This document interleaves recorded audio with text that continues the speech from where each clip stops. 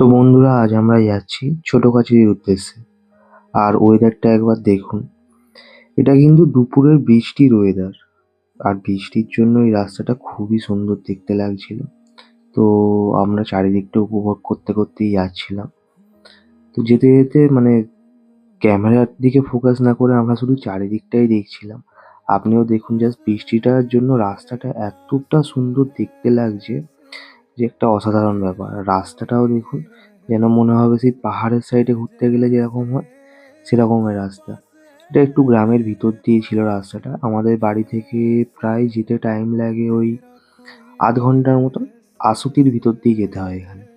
তো রাস্তাটা সত্যি খুবই ভালো ছিল।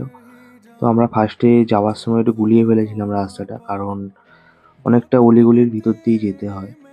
তো যেতে যেতে একটা অন্য গলিতে ঢুকে যাই। আবার তারপরে গুগল ম্যাপ দেখে দেখে আমরা সেখান থেকে ব্যাক করি। তো ব্যাক করে অবশেষে পৌঁছাই। পৌঁছানোর ভিডিওটা আপনাদের পরের সেকেন্ড পার্টে দেখিয়ে দেবো। চলুন, থ্যাংক ইউ।